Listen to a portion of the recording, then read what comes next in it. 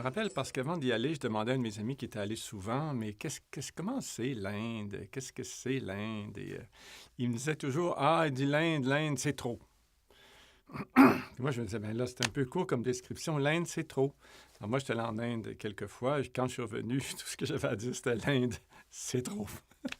En posant le pied sur le sol de l'Inde, je me suis senti devenir enfant. Enfant au sens que je vivais dans le moment présent, dans la joie pure de ce moment présent que j'avais oublié depuis mon enfance, en fait. Donc l'Inde, sans que je le veuille, m'a complètement métamorphosé. Et ce n'était pas du tout relié à une quête ou une enquête, puisque je ne l'avais pas prévu, ni voulu, ni désiré.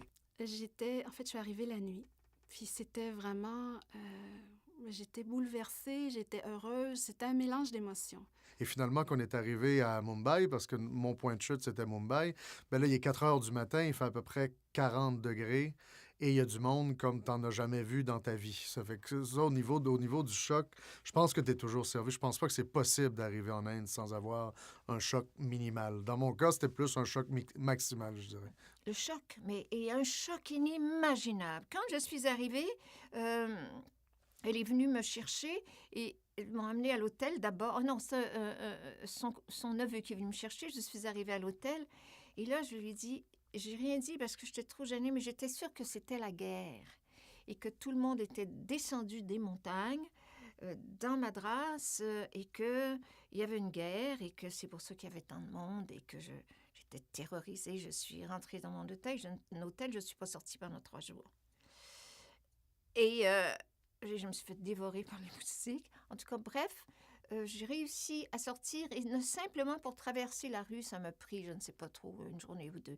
Et là, j'ai bien vu qu'il n'y avait pas de montagne, puis qu'il n'y avait rien. C'était la densité humaine. Donc, l'Inde, c'est ça. C'est surtout Madras, qui est une cacophonie incroyable. Et puis le monde, et puis voilà, rentre dedans, puis vas-y. On ne peut pas garder sa bulle occidentale. Tout de suite, on est happé par les sons, par les odeurs, par la rue, par les mets, les épices. Et c'est vrai que c'est trop dans le sens qu'il y a beaucoup de... On se promène entre puanteurs et les odeurs magnifiques des parfums, des fleurs, entre la laideur terrible, la pauvreté aussi et la richesse la plus opulente. On n'arrête pas de se promener entre les contrastes. Et pour moi, c'est un pays de contraste, un pays de couleurs, un pays de dévotion religieuse incroyable et de spiritualité profonde aussi en même temps. C'est tous ces contrastes-là qui, pour moi, ont été très marquants. Pour moi, l'Inde, c'est ça, c'est la couleur des saris, c'est les odeurs.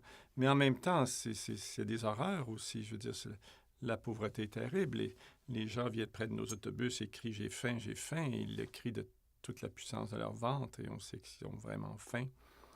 Alors donc, on est toujours renvoyé aussi en miroir à notre propre richesse et la violence d'être là avec de l'argent, au fond. Et c'est étonnant, l'Inde.